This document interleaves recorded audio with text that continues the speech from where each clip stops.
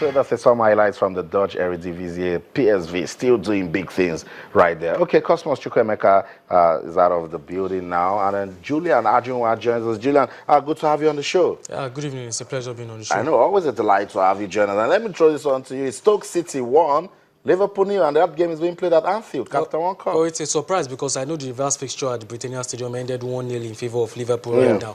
And it will be interesting to see how Stoke City will perform because just this past weekend they lost at the King Power Stadium to Leicester by 3-0. So it's 1-1 on aggregate. Away goals won't count. So if it stays this way, they'll have to go through extra time and possibly penalties. So Liverpool are conceding lots of goals. Over the weekend they conceded 4 against Norwich City. And right now they've conceded another goal. Let's just hope the players can come back and win this game because I really want to see a top quality final. Perhaps it could even be a Merseyside, derby final, Liverpool, Everton, or even Liverpool against Manchester City. But if Stoke City can pull off this one, it's going to be a major upset in the competition. Okay, that's a good way to bring you into the mix. Let's quickly go to FIFA. That has given us a lot of talking points in recent times. We're counting down to the day of the elections. It's going to be really big. The story is that 5 candidates have been cleared to contest. No Musa Bility, no Sepp Blatter, no Michel Platini.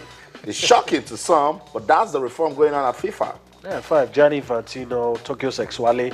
By the way, Safa asked him, and South African people asked him, why has your campaign been this shoddy? Wow. So he's been answering questions right there in South Africa. So Tokyo Sexuale, I don't know how to pronounce this man's name, but let me just say Khalifa. Big Khalifa, the Asian, his name is just too long, so let me just stick with Khalifa.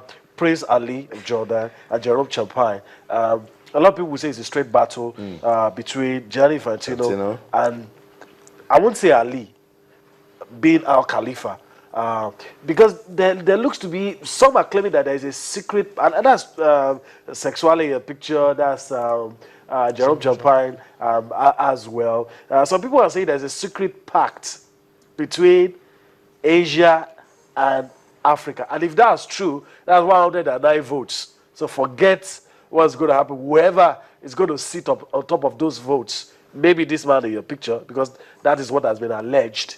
Maybe that pact might swing things in his way. I don't know. Or maybe the pact was a lie to begin with. But it's going to be interesting in the days. A lot has been said in the British media about President Lee. And so people are already even saying that a smear campaign can begin against Khalifa. There were issues about some migrants, some workers that have been maltreated, and that he played a role while all of those things were going on. So we'll wait to see how all of that will pan out. But if you're asking for my opinion, I'll give it straight here. I think between Infantino and Al Khalifa, that's where the next FIFA president. Julian, don't you want to put Jerome Champagne into that mix? Yeah, I'm actually looking at him to be more like someone who might just cause an upset because, yes, he's actually looking like the new president of FIFA might come from Asia. But if he's going to come from Europe, it will just be between Champagne and Infantino. But if these 5 men has been cleared, and we can only hope that whoever is elected on February 26th can at least clean up all the issues surrounding FIFA as it stands right now. That would be a lot of work, but we are actually following all the updates coming from the FIFA presidential elections. That's what will be done in February. Let's go over to Melbourne, Australian Open. We expected it, but I was saying, can't Maria Sharapova just do the unthinkable and push Serena Williams aside? It's a tough call. It's a tough ask. It's a tough call. You'll have to catch Serena on a bad day. And I'm beginning to eat my words. I said she wasn't going to win. Now she's in the semis. I think she came here trying to deceive everybody. Look at the attire, look at the dressing, look at her face. You think she's just not ready. You think she has issues. It goes beyond the plane. Issues on her back. Even this attire is not the usual Serena. We'll see her biceps. But this is a bit different. But I have to eat my words. The way she took out Maria Sharapova. It's just. I don't know whatever happens to Sharapova anytime she's playing. You expect a game between number 1 and number 5 to be very close.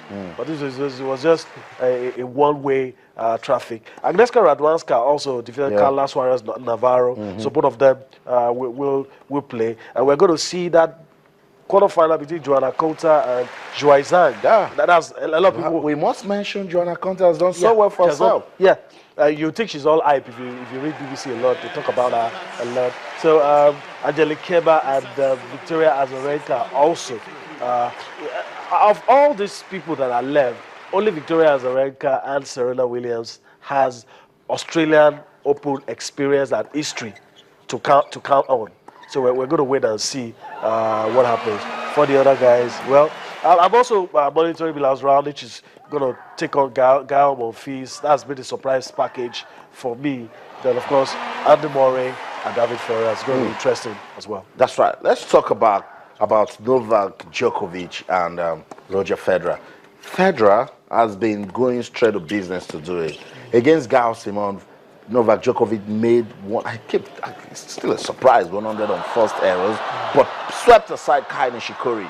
What do you think will happen when he meets Federer? Their first errors actually reduced to 27 when he beats Kai Nishikori. Against Federer, their head-to-head is 22-22, and Djokovic has somehow managed to close the gap between himself and the other members of the Big Four. Remember, his head-to-head with Nadal is 23-22 in his favor, while that of Andy Murray is 21-9. So right now, he's the world number one, undisputed. He can beat anyone as far as male tennis is concerned. But trust me, Federer will definitely push him to the limit. But you check the last 3 meetings, Djokovic has won.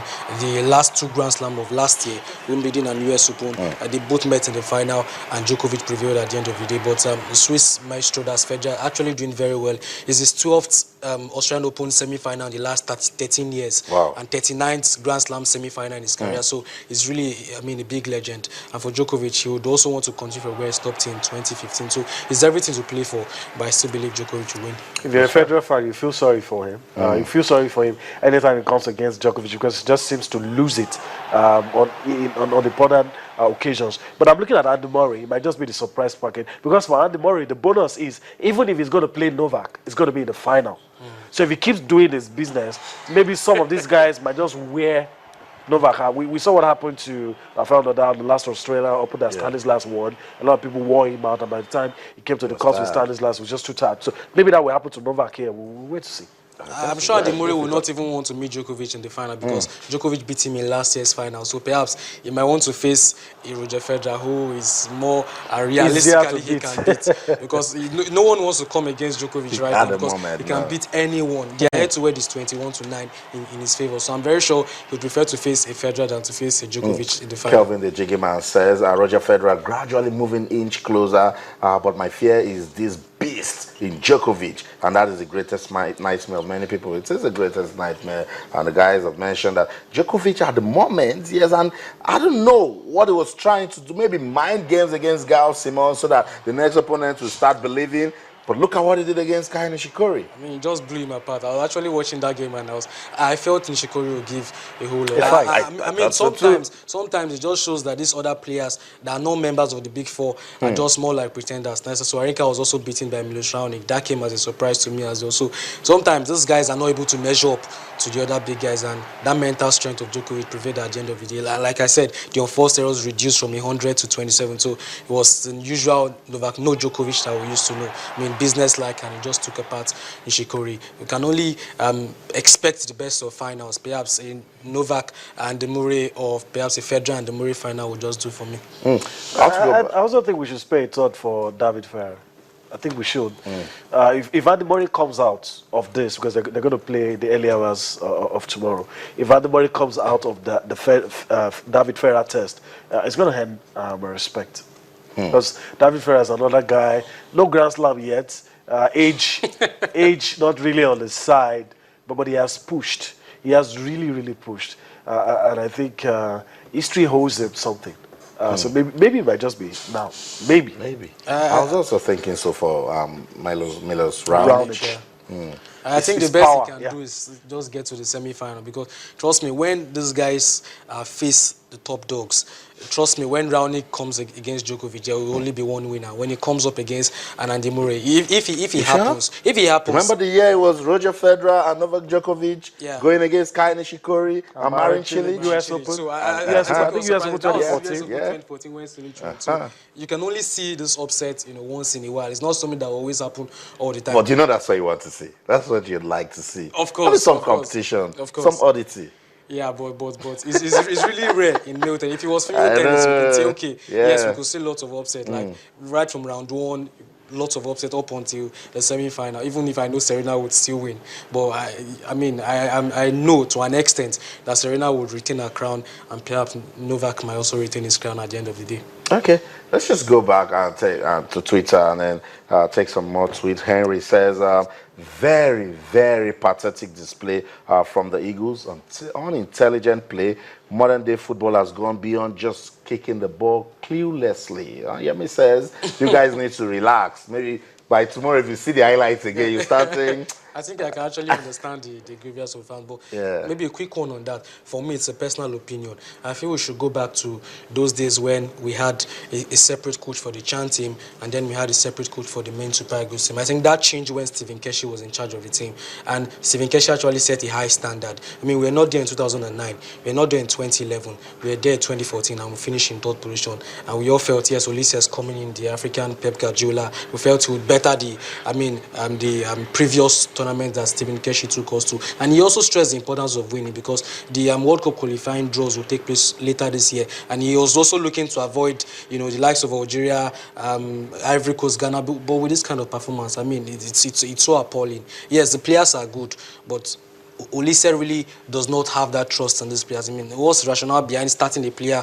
pulling him out in the first half, now started another player today, pulling him out in the first half? It's just a waste of substitution. There are players on the bench that are hungry, that want to play in this kind of tournament, but really, they weren't given that opportunity. And that defense for me was actually a weak link. I mean, they are better defenders in the league. Chinedu Doji is the captain of Eimba. Of all everything he has done for the team, for this Eimba side, he has not been given a look in either for the main Super Eagles team or for the Chan team. So the defense was just, Oliseh really cannot look at the spam and pick the back for you. He kept on chopping and changing. I felt that was our Achilles heel in this tournament. Okay, that's Julian Adjoran actually giving his view on the African Nations Championship. We'll just take this tweet on basketball and then we'll wrap.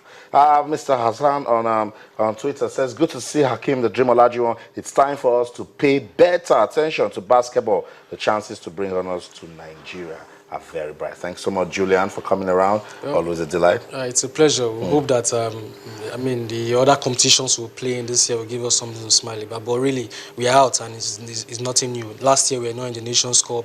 And like I said, 2009, 2011, we were not there. So we are used to this kind of heartbreak. So we should just move on. Okay, I am Adebayo. Thanks so much for coming around. Always a pleasure. Okay, and that's the show. Wherever you're watching us, we want you to keep talking to us on Twitter. We're channels_sports, and on Facebook, we're channels-sports. On behalf of the team, I'm Austin Okunakwan saying in everything you do, remember, keep talking sports. Bye for now.